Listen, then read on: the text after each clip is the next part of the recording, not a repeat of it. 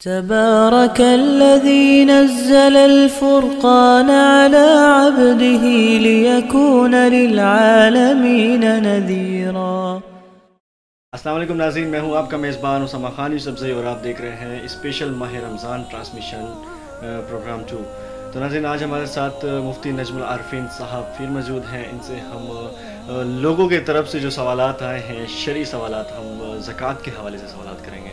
السلام علیکم۔ وعلیکم السلام ورحمۃ اللہ۔ مفتی صاحب، شریعت میں زکوٰۃ کی کیا مقام ہے؟ جزاک اللہ اسامہ بھائی، پہلے تو میں آپ کا شکریہ ادا کرتا ہوں، آپ نے مجھے ایک دفعہ پھر موقع دیا کہ اپنے کچھ دینی خیالات عوام الناس کے سامنے پیش کروں۔ جہاں تک بات ہے زکوٰۃ کی اہمیت کی، تو اللہ رب العزت نے اپنے پاک کلام میں جس طرح نماز کا تذکرہ کیا ہے تو تقریباً 82 مقامات آتے ہیں جہاں نماز کے ساتھ زکوٰۃ کا بھی بتلایا گیا ہے کہ اقیموا الصلاۃ وآتوا الزکاۃ، کہ اہل ایمان نماز کو بھی قائم کرو اور زکوٰۃ بھی دو۔ تو جس طرح دین میں نماز کی اہمیت اور مقام ہے، اسلام کا ایک اہم ترین رکن ہے، تو ایسے ہی زکوٰۃ بھی بڑا اہم رکن ہے کہ نماز کا تعلق اللہ کے حقوق کے ساتھ ہے دونوں عبادات ہی، لیکن زکوٰۃ جو ہے اللہ کا بھی حق ہے، اور اس کے ساتھ ساتھ اس کی اہمیت اس اعتبار سے ہے کہ یہ لوگوں کا حق اس میں زیادہ ہے، کہ لوگوں کا جو ہے وہ آپ کے مال میں اللہ رب العزت نے حق رکھا ہے، ان کو ادا کیا جاتا ہے۔ اس کی اہمیت کا اندازہ مجھے آپ کو اس سے بھی ہوتا ہے کہ رسول اللہ صلی اللہ علیہ وسلم کی رحلت کے بعد جو فتنے اٹھے تھے، ان میں سے ایک فتنہ منکرین زکوٰۃ کا بھی تھا۔ کچھ لوگ کہتے تھے کہ ہم زکوٰۃ نہیں دیں گے، اس کا کوئی شرعی حکم نہیں ہے۔ تو سیدنا ابوبکر صدیق رضی اللہ تعالیٰ عنہ خلیفہ اول، انہوں نے اعلان کیا تھا باقاعدہ کہ جب تک میں ان سے 1 روپیہ بھی وصول نہ کر لوں، وہ رسی جو رسول اللہ صلی اللہ علیہ وسلم کے زمانے میں یہ زکوٰۃ نکالتے تھے وہ بھی یہ ادا نہیں کریں گے، تو میں اپنی تلوار کو نیام میں نہیں ڈالوں گا، ان کے خلاف جہاد کروں گا۔ تو اس سے بھی معلوم ہوتا ہے کہ زکوٰۃ کی دین اور شریعت میں کتنی اہمیت ہے کہ اس کا انکار کرنا اس انسان کو جو ہے وہ کفر تک پہنچا دیتا ہے۔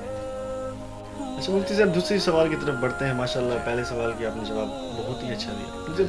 زکوٰۃ رمضان میں کیوں اہم ہے؟ جزاک اللہ اسامہ بھائی، یہ بڑا اہم سوال ہے۔ زکوٰۃ کی تو فرضیت اسلامی اور قمری مہینے کے اعتبار سے اس تاریخ میں ہوتی ہے جس تاریخ کو انسان صاحب نصاب بنتا ہے، یعنی ایک مخصوص مقدار ہے مال کی، اتنی مال کا مالک ہو جائے تو وہ زکوٰۃ اس کے ذمہ ہو جاتی ہے، اور پھر اس پر جو شرائط ہیں زکوٰۃ کی، اس میں سے ایک شرط یہ ہے کہ سال گزر جائے۔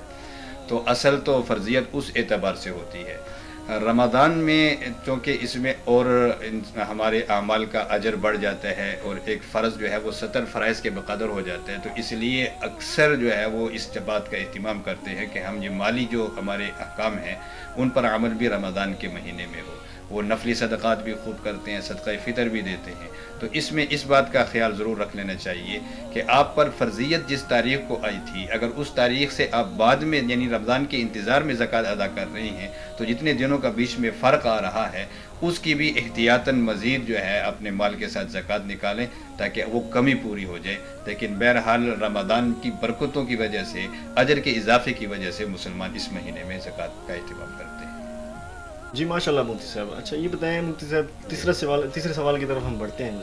جی، صدقہ فطر کیا ہے اور اس کی کیا اہمیت ہے شریعت میں؟ جزاک اللہ اسامہ بھائی، رمضان کے مہینے میں مسلمان جہاں اور اعمال کا اہتمام کرتے ہیں تو اللہ رب العزت کی طرف سے ایک اور فریضہ بھی صدقہ فطر کی شکل میں ہوتا ہے۔ یہ بھی ایک زکوٰۃ ہی ہوتی ہے، لیکن فطر اس لیے کہتے ہیں کہ رمضان کے گزرنے کے بعد عید کی خوشیوں کی وجہ سے ایک مسلمان پر واجب ہوتا ہے، تو اس وجہ سے اس کو صدقہ فطر کہتے ہیں۔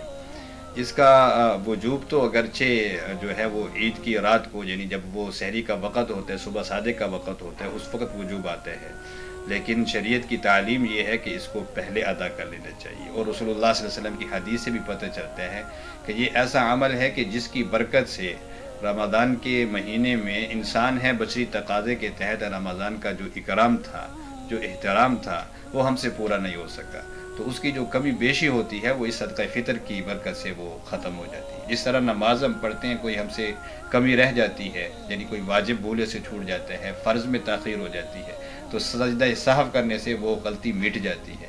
تو ایسے ہی صدقہ فطر کا بھی ہے کہ جو مسلمان روزوں के लिए सदक़ा फ़ितर अदा करता है तो अल्लाह रब्बुल इज़्ज़त उसकी बरकत से उसके रमज़ान की जो कमी कुताहियाँ होती हैं उनको माफ़ फरमा देते हैं। और फिर इसमें सबसे बड़ी बात यह है कि ये मसाकीन का, गरीबों का हक़ है कि जिस तरह मैं और आप ईद की खुशियाँ मनाते हैं, अपने बच्चों के लिए कपड़े लेते हैं, उनके लिए खुशियों का अहतमाम करते हैं, तो हमारा दीन और शरीयत ये चाहती है कि हमारे मुआशरे के जो गरीब लोग हैं, जो मिस्कीन हैं, जिनके पास खाने को नहीं होता, बच्चों के कपड़ों के लिए नहीं होता, वो भी ईद की खुशियों में मुसलमानों के साथ शरीक हो सके। तो इसीलिए ये सदक़ा फ़ितर एक मुसलमान के लिए रमज़ान के महीने में रखा गया है। बहुत शुक्रिया मुफ्ती साहब, आपने बहुत ही वाज़ेह तौर पे हमें सवालात के जवाब दिया, जज़ाकल्लाह। अच्छा नाज़रीन, बहुत शुक्रिया। नाज़रीन, अपने सवालात जो हैं दीनी सवालात हैं, रमज़ान के मुतालिक सवालात हैं, कमेंट में हमें बताएं, फिर अगले इंशाअल्लाह ट्रांसमिशन के प्रोग्राम में मुफ्ती साहब से हम वही सवालात रखेंगे। अपने मेज़बान को इजाज़त दीजिए। अस्सलाम वालेकुम। रहमान या रहमान।